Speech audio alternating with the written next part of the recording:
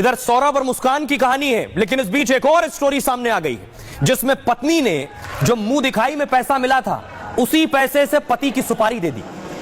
ये तस्वीर आप देख रहे हैं, 15 दिन पहले शादी हुई है, 15 दिन पहले शादी हुई है। वरमाला की तस्वीरें मैं आपको दिखा रहा हूं।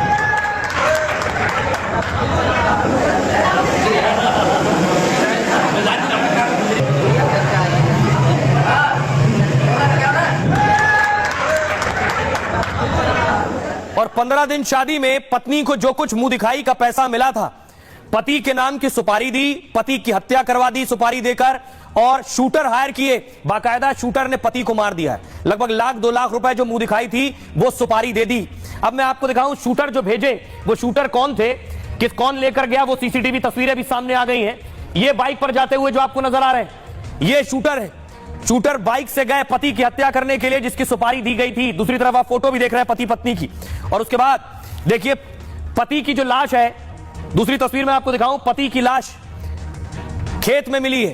पति की को शूट करवाया सुपारी देकर, देख रहे हैं शादी हुई 15 दिन पहले और पति की सुपारी देकर उसकी हत्या करवा दी। आइए पूरी कहानी मैं आपको बताऊं।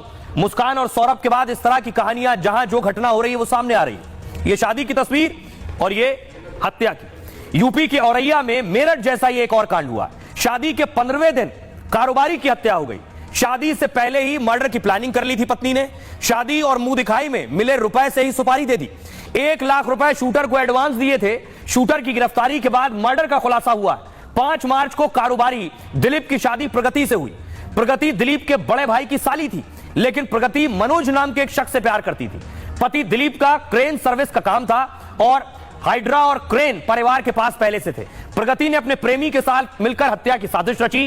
पति की करोड़ों की प्रॉपर्टी पर कब्जा करने का प्लान था। 17 मार्च को प्रगति अनुराग से शहर के एक होटल में मिली। दोनों ने मिलकर दिलीप के मर्डर का प्लान तैयार किया। 19 मार्च को शूटरों ने कारोबारी दिलीप पर हमला कर दिया और उनके साथ मारपीट की और सिर के पिछले हिस्से में गोली मार दी। मरा समझकर शूटर खेत में फेंक कर फरार हो गए। पुलिस ने दिलीप को अस्पताल पहुंचाया, लेकिन उनकी मौत हो गई थी तब तक। पुलिस ने प्रगति, उसके प्रेमी और शूटर को गिरफ्तार कर लिया है। आइए वो तस्वीरें आपको दिखाऊं। गिरफ्तारी जो हुई है, पत्नी भी गिरफ्तार हो गई है। सोचिए 15 दिन पहले शादी हुई है। ये प्रगति की तस्वीर आप देख रहे हैं। प्रगति और उसके साथ हत्या करने वाले जिन्हें सुपारी दी गई थी वो और प्रेमी, तीनों की तस्वीर आप देख रहे हैं। यही वो महिला है जिसने हत्या की है।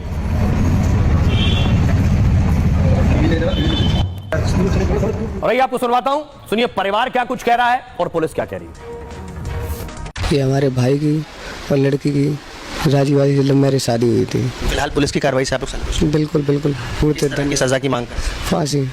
जी पैसों के लिए सर मांग ये करना चाहते हैं, इसमें लड़के की दोषी है, जो लड़के दोषी है उनको कानून सख्त से सख्त सजा दे, उनको फांसी के तक ले जाए। तो लड़का पक्ष को और हम लोगों को न्याय मिले और दोषियों को सजा दी। दोनों लोगों की शादी रजामंदी की है। दोनों लोग संपर्क में थे, लड़के और लड़की बातचीत करते थे। दोनों लोगों की शादी जो हुई है, माँ बाप भाई बहन ससुराल तक से मायके तक से रजामंदी से शादी हुई है। प्रगति यादव को अनुराग यादव से ही के साथ रहना था और कोई इच्छा नहीं था अपना पति दिलीप यादव के साथ रहने के लिए। तो पहले से इन लोगों को प्लानिंग था, बट अनुराग यादव का आर्थिक स्थिति उतना ठीक नहीं था। पत्नी प्रकृति यादव है, अपना प्रेमी को बताया कि हम लोग साथ में रह लेंगे, हमको अगर पैसा आ जाएंगे तो सुकून से ले लेंगे। और फिर अनुराग यादव ने पूरा सेटिंग किया। एक अपराधी है रामजी यादव, उनको उनके साथ बातचीत किया 2 लाख में, और प्रकृति यादव द्वारा जो शादी में जो पैसा उनको मिला उसमें से 1 लाख रुपए एडवांस के तौर पर इनके अनुराग के माध्यम से उन लोगों को भिजवाया भी दिया था। और कुछ और लोग आइडेंटिफाई हो गया। इस समय हम लोग उनका नाम गोपनीय रख रहे हैं, जो भी एक घटना में शामिल रहा, और सब लोग ने मिलकर उनका हत्या कर दिया। अब ऐसी ही एक और खबर आई। एक बॉक्सर और एक कबड्डी चैंपियन की शादी हुई। ये तस्वीर आप देख रहे हैं, 2 चैंपियन की शादी की तस्वीरें मैं आपको दिखा रहा हूं। कुछ वक्त पहले ही दोनों की शादी हुई और उसके बाद देखिए अगली तस्वीर दिखाऊं मैं आपको। स्वीटी बॉक्सर हैं और दीपक हुडा कबड्डी के चैंपियन हैं। दोनों की शादी हुई, आज थाने में मार हो गई। अगली तस्वीर देखिए जरा, ये आप देख रहे हैं, बॉक्सर पत्नी उठी और पति को पीटने लगी थाने में।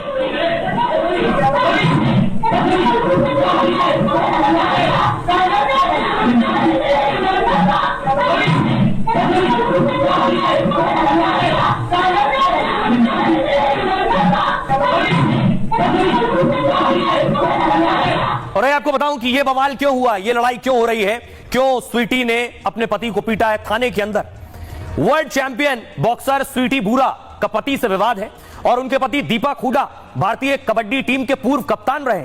3 साल पहले दोनों की शादी हुई थी, लेकिन दोनों के बीच विवाद काफी बढ़ गया। महिला थाने में दोनों का एक वीडियो वायरल हुआ। ये वीडियो में स्वीटी बुरा पति से हाथापाई करते हुए दिख रही हैं। इस वीडियो पर स्वीटी ने खुद सफाई दी है। उनका कहना है वीडियो का पूरा हिस्सा नहीं दिखाया गया है। स्वीटी का दावा है दीपक हुड्डा को लड़कों में इंटरेस्ट है, उन्हें जानबूझकर गलत दिखाया जा रहा है। दीपक हुड्डा ही उनसे मारपीट करते थे।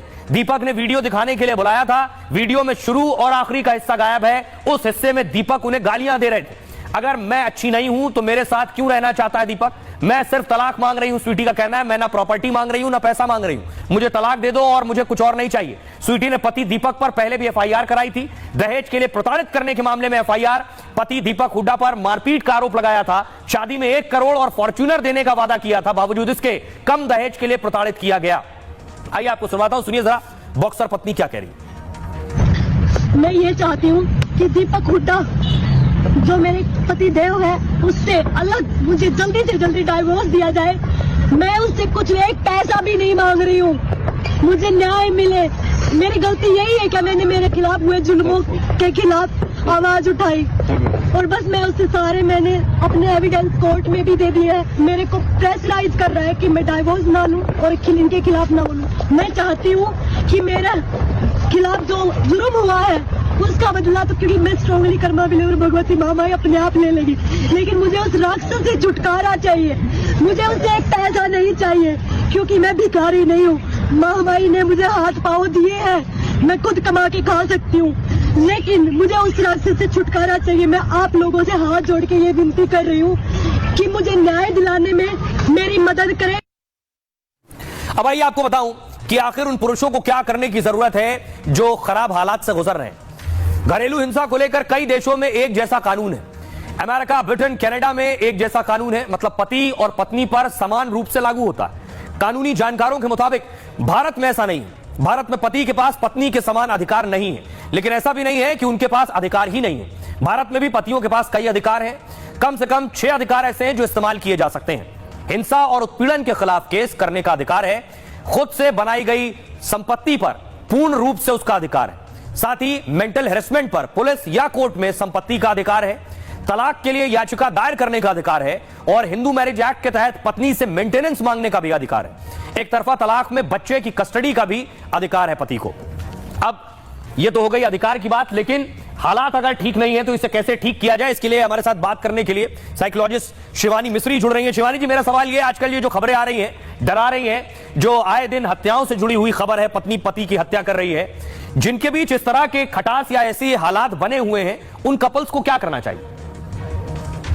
अपने पार्टनर को आप आराम से बताइए कि हमारा रिलेशनशिप नहीं चल पा रहा है। पहले उनको ये समझाने की कोशिश करिए जो आपकी इस रिलेशनशिप में नीड्स हैं और इस रिलेशनशिप में चलने के लिए मुझे क्या क्या चाहिए, मुझे तुमसे क्या क्या एक्सपेक्टेशंस हैं। अगर आपको लगता है कि आपका पार्टनर उसको फुलफिल नहीं करना चाहता या करना चाहती तो आप सेपरेशन की तरफ भी जा सकते हैं। एक टॉक्सिक मैरिज में रहने से अच्छा है कि आप रिलेशनशिप में ना रहें तो अच्छा है। आपको अगर लगता है कि आपका पार्टनर आपको अब्यूज कर रहा है, सबसे पहला काम अपने फैमिली एंड फ्रेंड्स को इंटीमेट करिए। बहुत सारे लोग साइलेंस में जीते हैं कि मैं अपने पेरेंट्स को कैसे बताऊं कि मेरे साथ अब्यूज हो रहा है। ये आपकी गलती नहीं है। आपको एक अब्यूसिव रिलेशनशिप में रहने की कोई जरूरत नहीं है। Just because you are married, just because your parents might not accept you, it's not your fault at the end of the day. बहुत बहुत शुक्रिया शिवानी जी इस तमाम बातचीत के लिए।